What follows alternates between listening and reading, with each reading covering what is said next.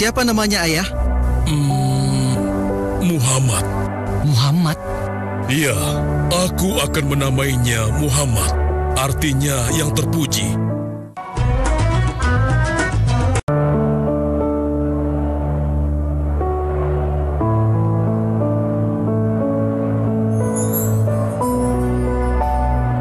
Siapa namanya, Ayah? Muhammad. Muhammad? Iya, aku akan menamainya Muhammad. Artinya yang terpuji. Kehadiran Muhammad kecil sungguh memberi kebahagiaan. Tidak hanya bagi keluarga Bani Hasyim, bahkan seluruh kabilah suku Quraisy menyambutnya dengan sukacita. Kemudian Abdul Muthalib mencarikan ibu susu bagi Muhammad kecil. Kita sudah berhari-hari mencari anak susuan yang dari situ kita akan mendapatkan imbalan yang cukup. Namun hingga saat ini belum juga kita dapatkan. Ya, istriku, aku mengerti. Apa kita terima saja bayi yatim itu? Muhammad maksudmu? Iya, cucu dari Abdul Muthalib. Kasihan dia. Hampir semua teman-teman dari rombongan kita tidak ada yang mau menyusuinya karena tidak ada harapan untuk mendapatkan imbalannya dari ayah bayi itu. Betul juga engkau, istriku. Kasihan anak itu. Aku mendukungmu jika engkau susui dia. Mudah-mudahan Allah memberikan keberkahan bagi kita. Halimah segera mendatangi Abdul Muthalib. Dia bersedia untuk menjadi ibu susu dan pengasuh bagi Muhammad kecil. Betapa gembira Abdul Muthalib mendengarnya. Halimah dari Bani Sa'ad itu akhirnya dipercaya Abdul Muthalib untuk mengasuh cucunya 2 tahun lamanya. Ayo istriku, kita berangkat sekarang. Sebentar lagi suamiku. Insya Allah kita berangkat sampai anak ini kenyang. Kalau begitu, aku lanjutkan berkemas-kemas dahulu. Hah? Ada apa suamiku? Lihat, unta dan keledai kita. Mereka demikian sehat, tidak seperti sebelumnya. Subhanallah. Betul suamiku, tidak seperti kemarin. Demi Allah, kau tidak salah memilih istriku. Kau telah mengambil anak yang dipenuhi dengan barokah. Allah melimpahkan keberkahan atas Halimah dan suaminya. Mereka pulang ke kampung Bani Sa'ad dengan penuh rasa syukur. 2 tahun berlalu sudah. Tugas Halimatus Sa'diyah sesungguhnya telah usai. Saatnya Muhammad kecil harus dikembalikan kepada ibunya. Terima kasih Halimah. Engkau telah merawat anakku dengan baik selama 2 tahun. Tidak ada yang bisa kuberikan kecuali aku berdoa. Semoga Allah memberkahi engkau dan keluargamu. Amin. Saya juga bersyukur diberikan kepercayaan dan kesempatan merawat anakmu, wahai Ibu Aminah. Namun, begini Bu, mohon maaf. Kalau boleh, izinkan aku merawat Muhammad lebih lama lagi. Aku masih sangat sayang padanya. Baiklah, kalau begitu aku setuju dengan usulmu. Bawa dan rawatlah Muhammad sebagaimana dia anakmu sendiri. Terima kasih Ibu. Terima kasih. Begitulah, Muhammad kecil kembali ke tengah-tengah Bani Sa'ad. Ia tumbuh menjadi anak yang memiliki banyak teman karena kemuliaan akhlaknya. Tatkala berusia sekitar 4 tahun, terjadilah suatu peristiwa. Muhammad, Bu! Muhammad! Muhammad? Kenapa Muhammad? Muhammad dibawa orang. Hah? Dibawa orang? Diculik? Coba ceritakan. Ketika kami tengah bermain, tiba-tiba ada orang dewasa datang. Dia langsung membawa pergi Muhammad dan membunuhnya. Hah? Membunuhnya? Ya Allah, di mana? Di mana? Antarkan ibu ke... Kehadiran Muhammad kecil sungguh memberi kebahagiaan. Tidak hanya bagi keluarga Bani Hasyim, Bahkan seluruh kabilah suku Quraisy menyambutnya dengan sukacita. Kemudian Abdul Muthalib mencarikan ibu susu bagi Muhammad kecil. Kita sudah berhari-hari mencari anak susuan yang dari situ kita akan mendapatkan imbalan yang cukup. Namun hingga saat ini belum juga kita dapatkan.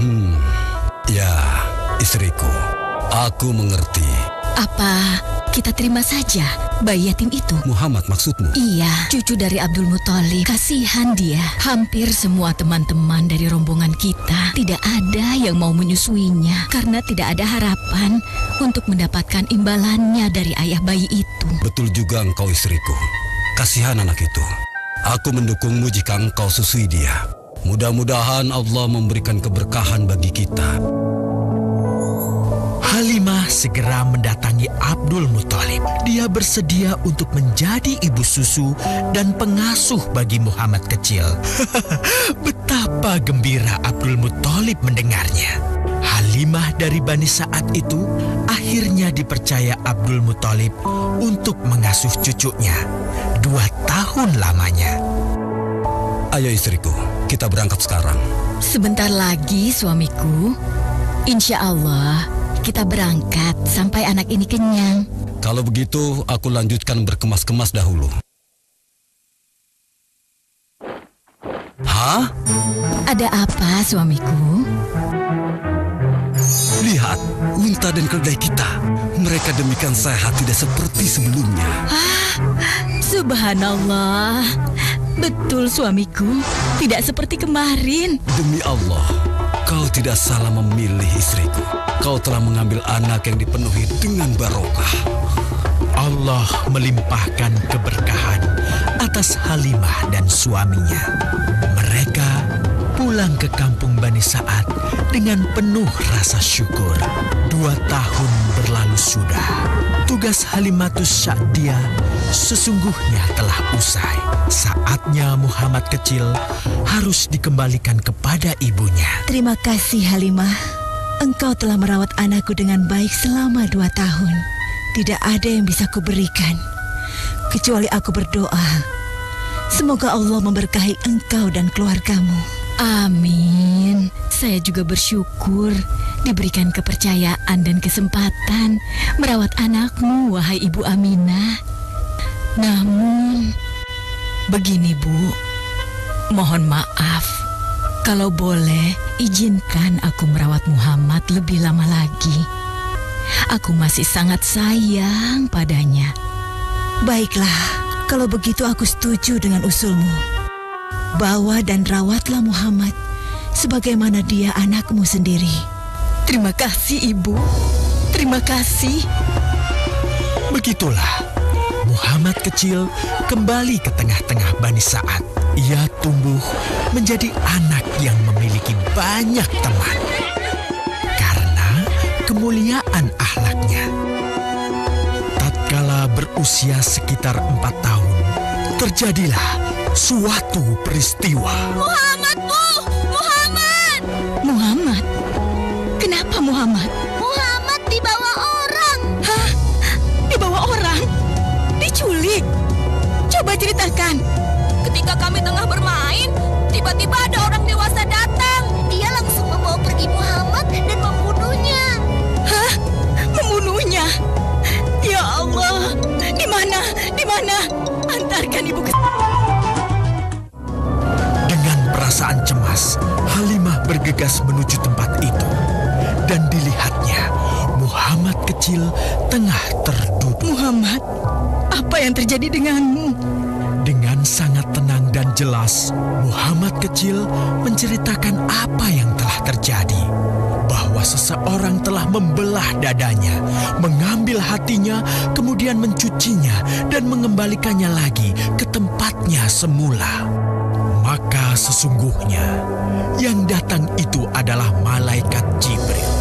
Dia ditugaskan Allah untuk mencuci hati Rasulullah sehingga bersih dari segala kecenderungan setan. Subhanallah, sungguh anak ini bukanlah anak sembarangan. Sebaiknya aku kembalikan saja kepada ibunya. Peristiwa itu membuat Halimah sangat khawatir. Maka bergegaslah Halimah mengembalikan Muhammad kecil kepada ibunya. Menginjak usia yang ke-6 tahun, Muhammad kecil diajak ibunya untuk berziarah ke makam ayahnya, Abdullah di Yastrib. Dalam perjalanan pulang kembali ke kota Mekah, Aminah pun jatuh sakit. Dari hari ke hari, tubuhnya semakin melemah. Hingga di sebuah kota bernama Abwa, letaknya antara Mekah dan Yastrib, Aminah meninggal di sana. Dan Muhammad kecil pun menjadi seorang anak yatim piatu. Sejak itulah Muhammad kecil dirawat dengan penuh cinta dan kasih sayang oleh kakeknya, Abdul Muthalib. Muhammad, sudah berhentilah memerah susunya. Insya Allah, sudah cukup untuk persediaan kita hari ini. Beristirahatlah sejenak. Makanlah agar kau tetap sehat.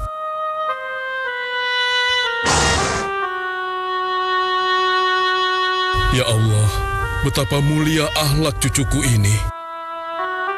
Namun, kasih sayang Abdul Muthalib tidak berlangsung lama. Saat usia Muhammad 8 tahun, Abdul Muthalib, kakeknya yang sangat menyayanginya itu, meninggal dunia. Kemudian, pengasuhan atas Muhammad pun beralih ke pamannya, Abu Thalib. Muhammad kecil tahu betul betapa sayangnya pamannya kepadanya. Di mana Muhammad? Ia tengah mengembalakan kambing milik salah seorang penduduk Mekah, suamiku. Sejak kapan dia keluar rumah? Sekitar waktu subuh tadi. Subhanallah, betapa baiknya akhlak keponakanku ini. Ya Allah, maafkan ketidakmampuanku mencukupi kebutuhan keponakanku. Sayangi dan berkahilah dia. Jadikanlah dia orang yang mulia di antara manusia.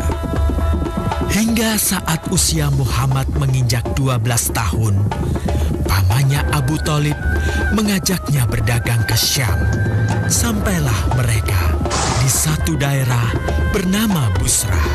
Saat mereka beristirahat, datanglah seorang pendeta menghampiri. Wahai saudaraku, selamat datang di Busra.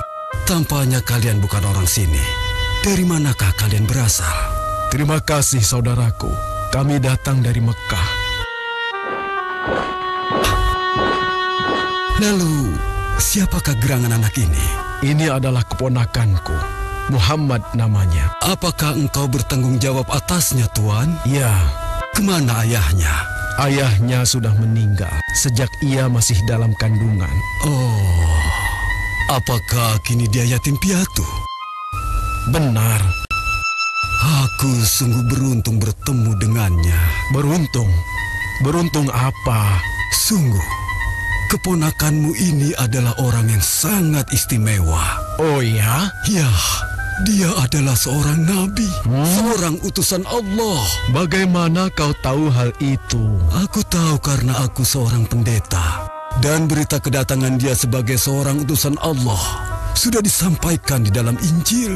Bahkan aku pun bisa mengetahuinya dari cincin kenabian yang berada di bagian bawah tulang rawan bahunya yang menyerupai buah apel sebagai tanda kenabiannya. Begitulah pendeta bernama Bahira menyampaikan kepada Abu Thalib perihal kenabian Muhammad. Ia berpesan agar menjaga baik-baik keponakannya itu, karena Muhammad kelak di suatu saat nanti akan menghadapi banyak gangguan dan rintangan. Istriku, Muhammad sudah berusia 25 tahun. Aku pikir sudah saatnya dia untuk menikah. Betul, suamiku. Namun, dengan siapakah dia akan kita jodohkan? Kemarin Khadijah mengirimkan utusannya dan menyatakan keinginan Khadijah untuk menjadikan Muhammad sebagai suaminya. Hah? Khadijah? Khadijah yang mulia itu? Betul, istriku. Khadijah yang selama ini mempercayakan barang perniagaannya kepada Muhammad. Kenapa dia memilih Muhammad? Ya, Khadijah mengagumi kejujuran dan kebaikan akhlak Muhammad. Menurutmu sendiri bagaimana? Aku pikir Khadijah adalah wanita terbaik bagi Muhammad. Kita akan melamarnya. Tepat di usia 25 tahun, Nabi Muhammad menikahi Khadijah yang berusia 40 tahun. Dari pernikahan itu, mereka dikaruniai Allah 6 orang anak. 2 laki-laki adalah Al-Qasim dan Abdullah. Sedangkan putrinya adalah Zainab, Ruqayyah, Ummu Kulsum, dan Fatimah. Namun, kedua putranya itu telah... Dengan perasaan cemas, Halimah bergegas menuju tempat itu. Dan dilihatnya, Muhammad kecil tengah terduduk. Muhammad, apa yang terjadi denganmu? Dengan sangat tenang dan jelas, Muhammad kecil menceritakan apa yang telah terjadi. Bahwa seseorang telah membelah dadanya, mengambil hatinya, kemudian mencucinya dan mengembalikannya lagi ke tempatnya semula. Maka sesungguhnya yang datang itu adalah malaikat Jibril. Dia ditugaskan Allah untuk mencuci hati Rasulullah sehingga bersih dari segala kecenderungan setan. Subhanallah. Sungguh anak ini bukanlah anak sembarangan. Sebaiknya aku kembalikan saja kepada ibunya. Peristiwa itu membuat Halimah sangat khawatir. Maka bergegaslah Halimah mengembalikan Muhammad kecil kepada ibunya. Menginjak usia yang ke-6 tahun, Muhammad kecil diajak ibunya untuk berziarah ke makam ayahnya, Abdullah di Yastrib. Dalam perjalanan pulang kembali ke kota Mekah, Aminah pun jatuh sakit. Dari hari ke hari, tubuhnya semakin melemah. Hingga di sebuah kota bernama Abwa, letaknya antara Mekah dan Yastrib, Aminah meninggal di sana. Dan Muhammad kecil pun menjadi seorang anak yatim piatu. Sejak itulah, Muhammad kecil dirawat dengan penuh cinta dan kasih sayang oleh kakeknya, Abdul Muthalib. Muhammad, sudah berhentilah memerah susunya. Insya Allah, sudah cukup untuk persediaan kita hari ini. Beristirahatlah sejenak. Makanlah agar kau tetap sehat.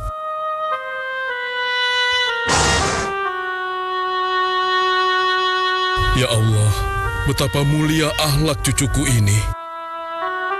Namun, kasih sayang Abdul Muthalib tidak berlangsung lama. Saat usia Muhammad 8 tahun, Abdul Muthalib, kakeknya yang sangat menyayanginya itu, meninggal dunia. Kemudian, pengasuhan atas Muhammad pun beralih ke pamannya, Abu Thalib. Muhammad kecil tahu betul betapa sayangnya pamannya kepadanya. Di mana Muhammad? Ia tengah mengembalakan kambing milik salah seorang penduduk Mekah, suamiku. Sejak kapan dia keluar rumah? Sekitar waktu subuh tadi. Subhanallah, betapa baiknya akhlak keponakanku ini. Ya Allah, maafkan ketidakmampuanku mencukupi kebutuhan keponakanku. Sayangi dan berkahilah dia. Jadikanlah dia orang yang mulia di antara manusia. Hingga saat usia Muhammad menginjak 12 tahun, pamannya Abu Thalib mengajaknya berdagang ke Syam. Sampailah mereka di satu daerah bernama Busra. Saat mereka beristirahat, datanglah seorang pendeta menghampiri. Wahai saudaraku, selamat datang di Busra. Tampaknya kalian bukan orang sini. Dari manakah kalian berasal? Terima kasih saudaraku, kami datang dari Mekah. Lalu, siapakah gerangan anak ini? Ini adalah keponakanku, Muhammad namanya. Apakah engkau bertanggung jawab atasnya, Tuan? Ya. Kemana ayahnya? Ayahnya sudah meninggal sejak ia masih dalam kandungan. Oh, Apakah kini dia yatim piatu? Benar. Aku sungguh beruntung bertemu dengannya. Beruntung? Beruntung apa? Sungguh, keponakanmu ini adalah orang yang sangat istimewa. Oh ya? Ya, dia adalah seorang nabi, seorang utusan Allah. Bagaimana kau tahu hal itu? Aku tahu karena aku seorang pendeta. Dan berita kedatangan dia sebagai seorang utusan Allah sudah disampaikan di dalam Injil. Bahkan aku pun bisa mengetahuinya dari cincin kenabian yang berada di bagian bawah tulang rawan bahunya yang menyerupai buah apel sebagai tanda kenabiannya. Begitulah pendeta bernama Bahira menyampaikan kepada Abu Thalib perihal kenabian Muhammad. Ia berpesan agar menjaga baik-baik keponakannya itu, karena Muhammad kelak di suatu saat nanti akan menghadapi banyak gangguan dan rintangan. Istriku, Muhammad sudah berusia 25 tahun. Aku pikir sudah saatnya dia untuk menikah. Betul suamiku. Namun, dengan siapakah dia akan kita jodohkan? Kemarin Khadijah mengirimkan utusannya dan menyatakan keinginan Khadijah untuk menjadikan Muhammad sebagai suaminya. Hah? Khadijah? Khadijah yang mulia itu? Betul istriku. Khadijah yang selama ini mempercayakan barang perniagaannya kepada Muhammad. Kenapa dia memilih Muhammad? Ya, Khadijah mengagumi kejujuran dan kebaikan akhlak Muhammad. Menurutmu sendiri bagaimana? Aku pikir Khadijah adalah wanita terbaik bagi Muhammad. Kita akan melamarnya. Tepat di usia 25 tahun, Nabi Muhammad menikahi Khadijah yang berusia 40 tahun.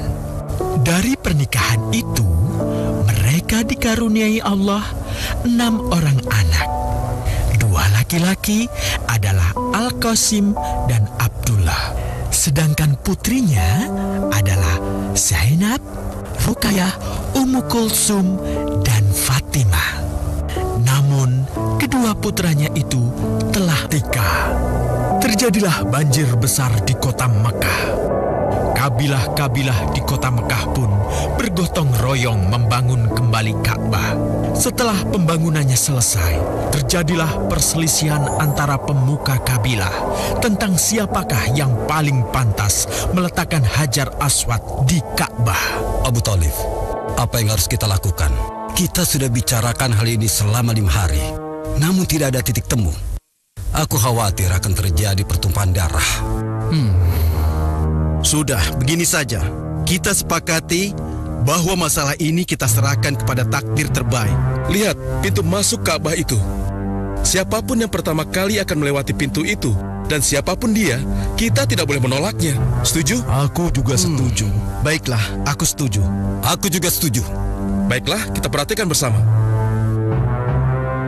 Tidak lama setelah kesepakatan itu, atas izin Allah, Nabi Muhammad menjadi orang pertama yang memasuki pintu menuju Ka'bah. Alhamdulillah, segala puji bagi Allah. Ternyata Muhammad, dan memang dia adalah orang yang tidak pernah kita temui ada celah. Betul? Betul. Ya, Betul. Nabi Muhammad pun menerima kepercayaan itu. Dengan kebijaksanaannya, Nabi Muhammad meminta sehelai kain, lalu meletakkan Hajar Aswad di atasnya. Nabi Muhammad mempersilahkan seluruh pemuka kabilah untuk memegang ujung-ujungnya dan mengangkatnya secara bersama-sama. Setelah sampai pada sudut Ka'bah, giliran Nabi Muhammad meletakkan Hajar Aswad di tempatnya semula. Terhindarlah perpecahan di kota Mekah. Meskipun demikian, kegelisahan masih terus menggelayuti hati Nabi Muhammad. Kejahiliahan ada di mana-mana. Kezaliman dan kemaksiatan terus berlangsung. Ia tak habis pikir. Nabi Muhammad mulai merenung dan menyendiri untuk menghindar dari perilaku jahiliyah. Nabi Muhammad memilih tempat di sebuah goa di atas bukit sekitar Mekah. Goa Hiro. Dari mulut goa itulah Nabi Muhammad bisa memandangi kota Mekah yang dicintainya dengan pandangan yang lebih luas. Hingga suatu ketika, sesuatu yang tidak pernah terbayangkan sebelumnya terjadi. Tiba-tiba, goa itu menjadi terang benderang. Kemanapun arah mata melihat, di sanalah cahaya itu ada. Itulah malaikat Jibril. Jibril berkata, "Bacalah." Dengan gemetar, Nabi Muhammad berkata, "Aku tidak bisa membaca." Malaikat Jibril lantas merangkul Nabi Muhammad SAW dengan kuat hingga nafas beliau sesak. Seraya berkata lagi, "Bacalah." Sampai akhirnya malaikat Jibril membantunya setelah merangkulnya dan menyuruhnya membaca hingga 3 kali. Kemudian malaikat Jibril membantunya membaca. "Bacalah dengan menyebut nama Tuhanmu yang menciptakan. Dia telah menciptakan manusia dari segumpal darah. Bacalah, dan Tuhanmu lah yang paling pemurah, yang mengajarkan manusia dengan perantaraan Al-Qalam. Dia mengajarkan kepada manusia apa yang tidak diketahuinya." Kalimat suci telah terucap, resmilah sudah. Dari dalam Goa Hiro, Allah mengangkat Nabi Muhammad SAW sebagai penuntun dari kegelapan menuju cahaya, dari keburukan menjadi kebaikan, dan dari kesengsaraan ketika terjadilah banjir besar di kota Mekah. Kabilah-kabilah di kota Mekah pun bergotong royong membangun kembali Ka'bah.